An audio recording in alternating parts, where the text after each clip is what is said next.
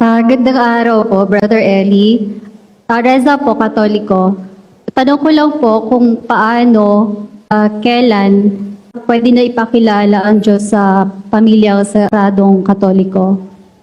Alam mo kapatid, may hula sa Biblia na magaganap sa mundo at kung kailan mag-uumpisa ang pagkakilala ng tao sa katotohanan. Doon sa Amos 8:11, ganito ang sabi ng Panginoon. Narito ang mga araw ay dumarating, sabi ng Panginoong Diyos, na ako'y magpapasapit ng kagutom sa lupain, hindi kagutom sa tinapay o kauhawan man dahil sa tubig, kundi sa pagkarinig ng mga salita ng Panginoon. At sila'y magsisilaboy sa dagat at mula sa hilagaan hanggang sa silanganan. Sila'y magsisitakbo ng parot parito upang hanapin ang salita ng Panginoon at hindi masusumpungan. Ang sabi ng Diyos, kapatid, parang magkakaroon ng blackout sa salita ng Diyos sa mundo It is one thing that we have to think about. Sabi ng Diyos, magpapasapit ako ng kagutom sa lupain. Hindi kagutom sa tinapay o kauhawan man dahil sa tubig, kundi sa pagkarinig ng mga salita ng Panginoon. Magsisilaboy sila sa dagat, mula sa hilagaan hanggang sa silanganan. Sila'y magsisitakbo ng parot parito upang hanapin ang salita ng Panginoon at hindi masusumpungan. So there will be a total blackout regarding the Word of God sa buong mundo. Nawala ang salita ng Diyos. Bakit nawala? Kasi ang ginawa, nung mawala na ang mga apostol, nung makatapos na ng pangangaral ang mga apostol, yung mga humalili, hindi na ipinangaral talaga yung salita. 4:3 hanggang 4 ng ikalawang Timoteo. Sapagkat darating ang panahon na hindi nila titiisin ang magaling na aral, kundi pagkakaroon nila ng katinang tainga ay magsisipagbuntun sila sa kanilang sarili ng mga gurong ayon sa kanilang sariling mga masasamang pita at ihihiwalay sa katotohanan ang kanilang mga tainga at mga ibabaling sa katha. Darating ang panahon, sabi ng apostol, mayroong hahaliling mga tao na ihihiwalay sa katotohanan ang kanilang mga tainga at mga ibabaling sa katha. Kaya ang magigis na nating relihiyon ng katha-katha. Darating kasi ang araw, sabi ni Pablo, hindi nila titiisin ang magaling na aral. Babaling sila sa mga katha. Kaya ang kinagis na natin sa ating panahon, katha, relihiyon na mga wala sa Biblia ang itinuturo. Kaya nawala sa katotohanan, nawala sa pakinig nila, nabaling sa katha-katha, mga inimbentong aral. Tama yung sabi ng Diyos, lalaboy sila mula sa hilagaan hanggang sa silanganan. Paparoot parito sila, hahanapin ang salita ng Diyos, hindi nila masusumpungan. Kasi nga ang namamayani sa relihiyon, katha, mga fables. Sa Ingles, ang tawag doon, fables. Mga imbentong aral ng mga tao. They shall turn away their ears from the truth and shall be turned unto fables. Mga kathang aral na hindi galing sa Diyos, wala sa Biblia. Kaya maghanap ka man ng salita ng Diyos sa buong mundo, wala kang makitang purong salita. Kunyari, daladala ang Biblia, pero ang kanilang itinuturo ay wala sa Biblia, kontra sa Biblia. Yan ang nangyari, kapatid. Ngayon, paano mo mai-introduce yung Church of God o yung katuparan ng pagkakaroon ng isang samahang sa Diyos sa isang pamilyang saradong Katoliko, gaya ng tanong mo, ano? Alam mo kapatid, alam kong hindi madaling i-introduce ito. Pero meron akong tiwala sa salita ng Diyos kasi ang salita ng Diyos ang nagbubukas ng puso ng tao. Hindi mo kailangan problemahin, kundi ayayahan mo lang makinig ng salita ng Diyos. Kasi doon sa 4:12 ng Ebreo, ang sabi ganito, Sapagkat ang salita ng Diyos ay buhay at mabisa at matalas kaysa alinmang tabak na may 2 talim at bumabaon hanggang sa paghihiwalay ng kaluluwa at espiritu, ng mga kasukasuan at ng utak, at madaling kumilala ng mga pag-iisip at mga haka ng puso.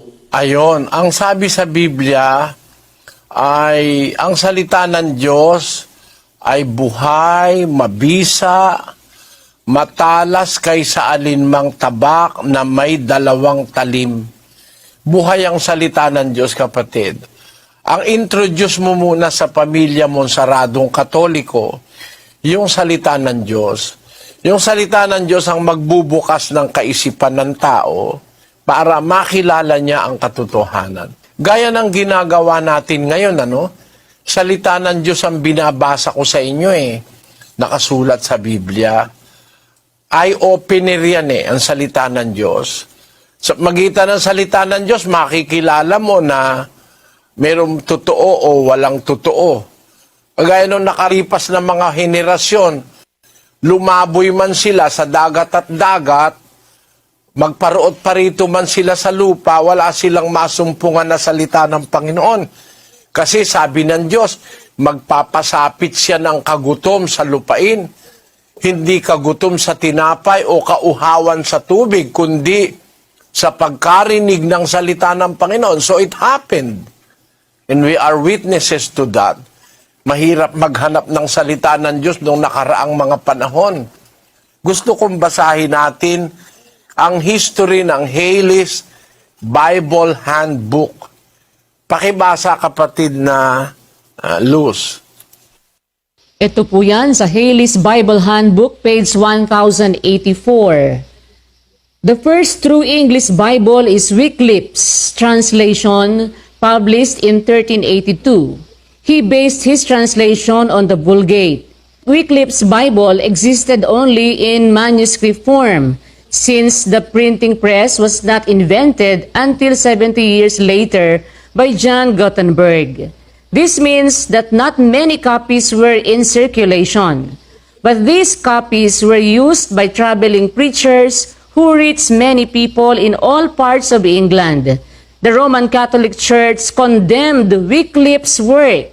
He was excommunicated, and many of the copies of his Bible were burned. About 150 survive, but only one of those is complete. Tyndale's Bible, published in 1525, was more accurate than Wycliffe's since it was translated from the original Greek and Hebrew.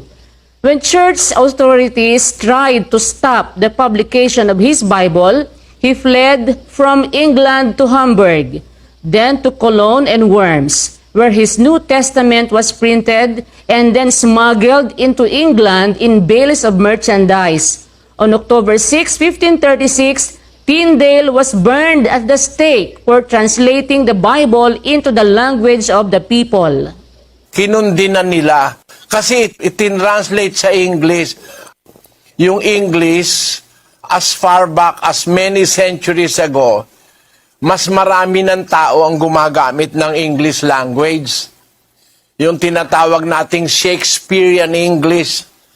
Mga English na sa panahon ngayon ang tawag ay Shakespearean English. Nung i-translate ni Wycliffe ang Biblia sa English, maiintindihan na kasi ng maraming tao, kasi marami nang nagsasalita ng English, pinasunog yung mga translation ni Wycliffe. Ngayon, nung 1525, 200 taon pagkalipas, nag-translate din si Tyndale.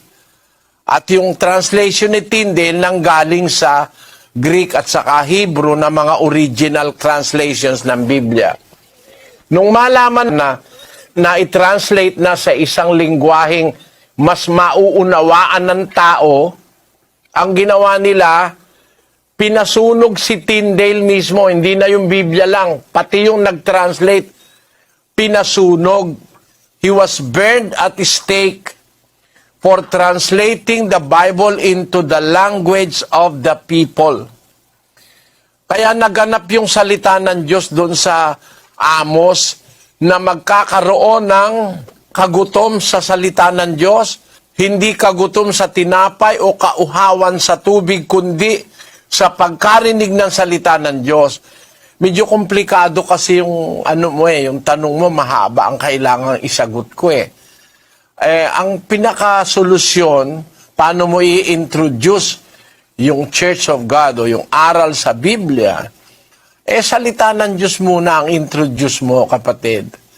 Sana makapakinig sila. Meron naman tayong programa, halos sa lahat ng lingwahe ngayon, napapakinggan. Meron tayo sa internet, sa YouTube, sa Facebook, at sa iba't ibang medium. Meron tayong satellite broadcast para sa buong mundo. Meron din tayong mga television broadcast sa iba't ibang panig ng mundo.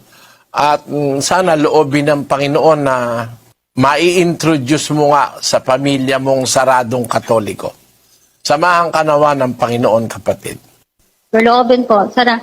Kasi if ever po na maanib ako po maging kauna-unahang kapatid sa pamilya. Loobin. Ana, loobin ng Diyos, samahan ka, kapatid na Reza. Alam mo, ang isang pinaka-potent o pinaka-malakas makabukas ng kaisipan ng tao, the way you treat them, the way you deal with them, kung makikita nila ang pagbabago sa buhay mo, ang pagkatuto mo ng pag-ibig sa kapwa, aral, konsiderasyon, pagpapakababa, lahat ng traits ng isang Kristiyano ay mabubuksan ang isip nila para mag-isip sila na ang napuntahan mo ay hindi masama kundi kabutihan. Samahan ka nawa ng Panginoon.